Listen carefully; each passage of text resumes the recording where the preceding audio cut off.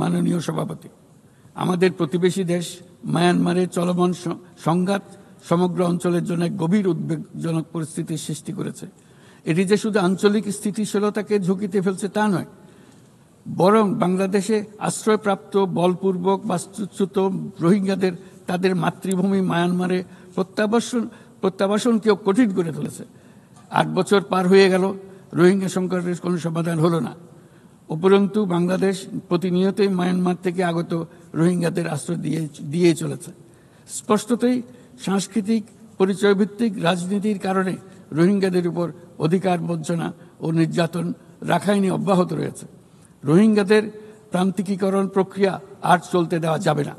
যেসব বৈষম্যমূলক নীতি ও কর্মকাণ্ড আজকের এই পরিস্থিতি তৈরি করেছে, তার সমাধান ও প্রতিকারমূলক ব্যবস্থা এখনই গ্রহণ করা সম্ভব। তার জন্য পূর্ণাঙ্গ জাতীয় সংঘাত রাজনৈতিক মীমাংসার অপেক্ষা করার প্রয়োজন নেই। রাখাইনের সমস্যাগুলো চূড়ান্তভাবে রাজনৈতিক সমাধান করা দরকার।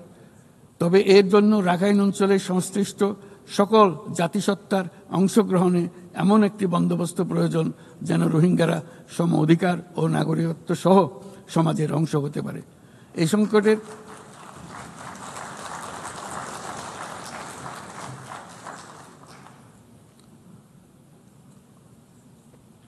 এই সংকটের সবচেয়ে বড় ভুক্তভোগী রোহিঙ্গারা, আর তাদের পরেই বৃহত্তম ভুক্তভোগী হলো বাংলাদেশ।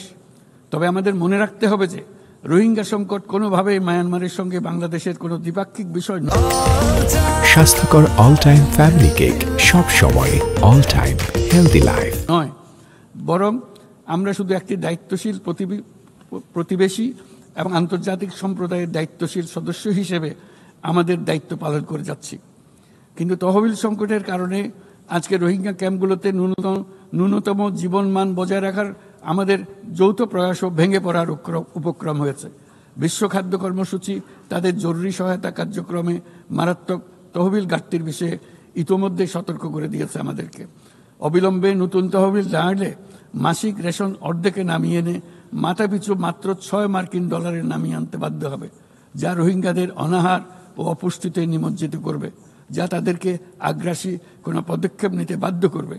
তহবিলের অতিরিক্ত কাটছাট হলে তা নিঃসন্দেহে সুরক্ষা ও নিরাপত্তা ঝুঁকি বহুগুণ বৃদ্ধি করবে, যা ক্যাম্পের সীমানা ছাড়িয়ে যেতে পারে। তাই আমি বিদ্যমান দাতাদের সাহায্য বাড়াতে এবং সম্ভাব্য নতুন দাতাদের অনুদান প্রদানের আহ্বান জানাচ্ছি, যাতে এই বিপর্যয়কর পরিস্থিতি এড়ানো যায়। মানবিক সহায়তার জন্য নতুন ও বর্ধিত তহবিলের বাইরে আন্তর্জাতিক সম্প্রদায়কে অবশ্যই মায়ানমার সরকার এবং রাখাইনের অন্যান্য অংশীদারদের উপর ইতিবাচক পরিবর্তন ও দ্রুত রাজনৈতিক সমাধানের জন্য চাপ প্রয়োগ করতে হবে। অন্যান্য প্রতিবেশী দেশগুলোকেও তাদের দায়িত্ব পালন করতে হবে। রাখাইনে স্থিতিশীলতা আনতে আন্তর্জাতিক সম্প্রদায়ের যে কোনো যৌথ প্রচেষ্টায় সহযোগিতা দিতে বাংলাদেশ সর্বদা প্রস্তুত। আমরা আশা করি আগামী 30শে সেপ্টেম্বরের উচ্চ পর্যায়ের সম্মেলন বিশ্বব্যাপী দৃঢ় সংকল্প তৈরি করবে এবং রোহিঙ্গাদের জন্য বাস্তবসম্মত আন্তর্জাতিক সহায়তা নিশ্চিত করবে, যেখানে তহবিল সংগ্রহ সর্বোচ্চ অগ্রাধিকার পাবে। একই সঙ্গে আন্তর্জাতিকভাবে একটি রোডম্যাপ গৃহীত হবে এবং সময়াবদ্ধ কর্মপরিকল্পনা গ্রহণের মাধ্যমে রোহিঙ্গা সংকটের স্থায়ী সমাধান খুঁজে পাওয়া সম্ভব হবে।